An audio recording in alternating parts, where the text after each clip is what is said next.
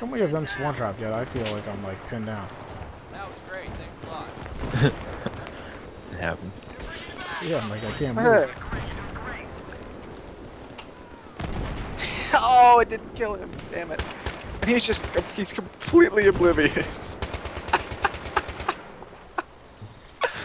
Oh, he's oblivious. That's hilarious. Oh You have the my. other tank too? No, there was a sniper. I threw C4 at him, but it didn't go far enough.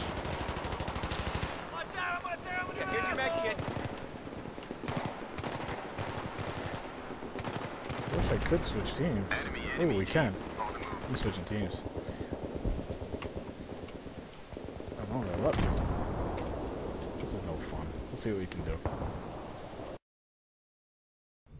Hey guys, how's it going? Culprit here, and today I wanted to kick off a new series that I spoke about in my update video. I'm going to be calling this PTFO 101. What I want to talk about in this video is I want to clear up a lot of misconceptions on the term PTFO. I mean, it's become a buzzword. Everybody throws it around. I think it's got the word fuck in it, so people think it's cool, it's hardcore, so I'm going to use it every time anybody calls me out for anything. I think that's a mistake. I think that's silly, and it's just way overused, and I think most of the people don't really even understand what the heck it means. And beyond that, I don't think a lot of people truly understand what it means to play the objective. So I want to get into that. It's obviously a bigger subject than I can cover in one video. So I'm going to make it a series, and I'm going to kind of get into it a little bit here. I'm going to introduce it, and then towards the end, I'm going to talk about what I'm going to talk about in the series. And you guys can let me know through feedback between the comments and Twitter and things like that what you want to talk about. If there's a subject that you think fits, let me know, and I'll do it as a video in the series. But first, let me introduce this video here. This is Conquest on Damavand Peak. You see a couple of the familiar faces. We were playing in a Skype group, but we kept getting split up, and we started this map. And I think some of us, myself included, Ertzi, a couple of guys, got put on one team that had them spawn trapped really bad. And so we played for probably like 5-10 minutes, just playing for real. But then you can kind of hear in the chat that we were horsing around and start. Zion was on the other team that was being spawn trapped. He's running around trying to C4 everything.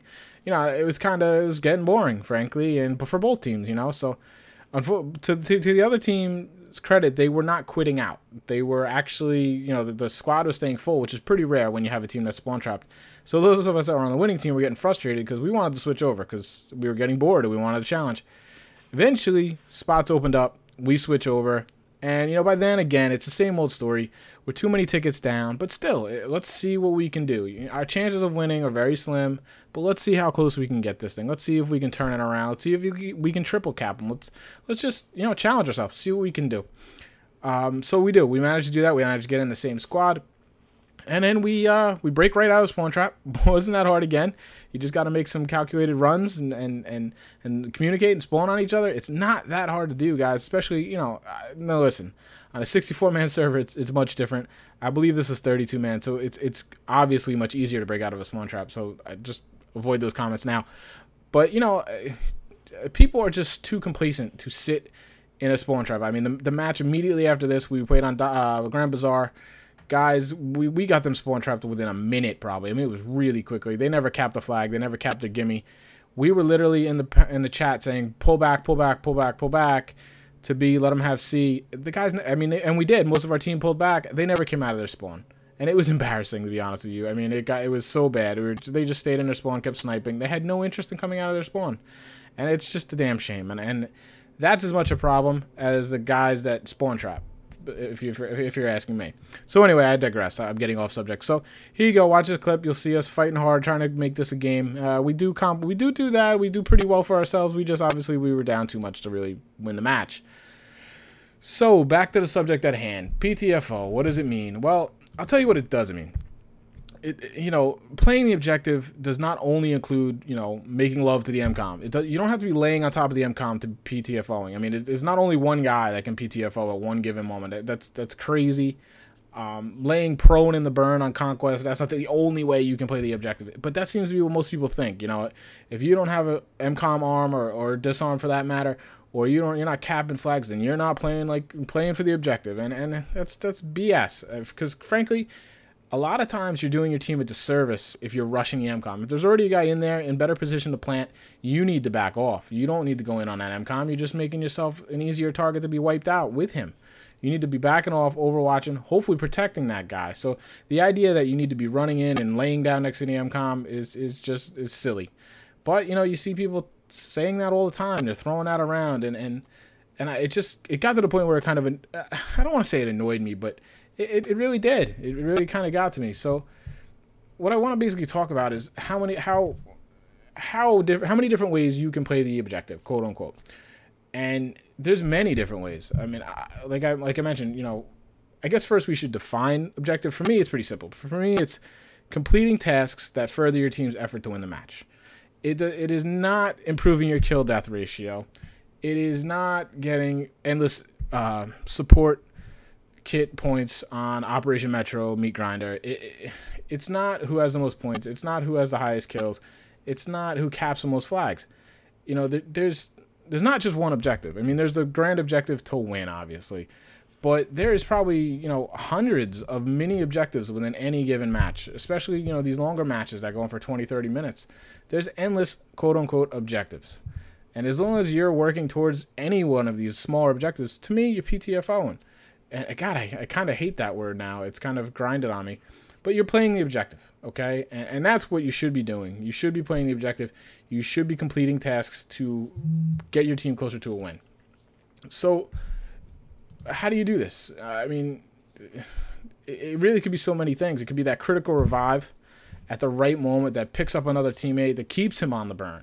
Or, you know, it could be just simply turtling up and staying alive so your squad mates can spawn on you. I can't tell you how important that is.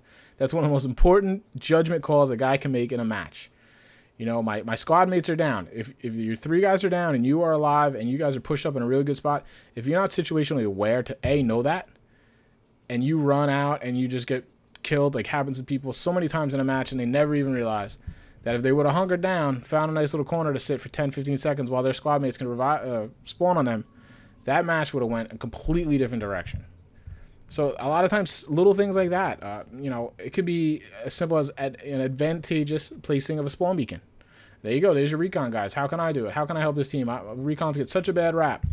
Well, there you go. I mean, get a spawn beacon up there. That doesn't mean, you know, put a beacon as soon as you enter the warehouse on Donovan. That's no. Like, find a good spot. Preferably one that I don't have to parachute from 8,000 feet. That would be great, please. You know, providing overwatch and marking of players and making call-outs to your squad mates. I mean, that's incredibly important. And I've been playing a lot of Squad Rush lately, and to me, it is all about communication. I don't care if you go 1 in 15. If you're marking people and calling people out, you have been way more effective than if you went 15-1. But, you know, I understand that's foreign to some people, but that's how I feel. So in this series, basically what I want to do, I want to take a look at exactly how each class of player can become a better team player. And PTFO, obviously. You know, what is the best way to play the medic role? Can a Slayer PTFO? You know, how can a recon prone on a hill 200 yards away be playing the objective? Maybe that guy you just raged on in the chat is staying back because he's providing defensive support and in like an anchor role. These are all things I want to talk about and roles I want to discuss. I'm going to break them down into single videos so we can then in the comments have discussions on this. And, you know, hopefully we can all kind of come up with different ideas. Because, you know, Battlefield's a really dynamic game, especially when you start thinking about, you know, close quarters now on the horizon. And that's going to just flip the script on everything. So, you know, like, I kind of want to get these ideas formulated and then we can adapt them rather than just continuing on how we're going and people just blindly play the same way over and over and over, just rushing in a straight line at MCOMs or laying like right in the middle of flag burns and things like this. And this is, you know, this is one of many ways to get much better. You know, I also want to talk about kits and how you load out your class when trying to balance your squad. You know, so many people just go Assault Medic, M16, Cobra Sight, and away I go. You know, they might give a thought or two with the squad perks, but that's it. Well, do you really need 4 Assault Medics with the med pack? You know, no. So sometimes, you know, should I use the 320 or should I use the med pack? When should I use smoke? How should I deploy it? What's better to use in a recon role, a MAV or a Tugs? You know, they're very similar. So where would work best?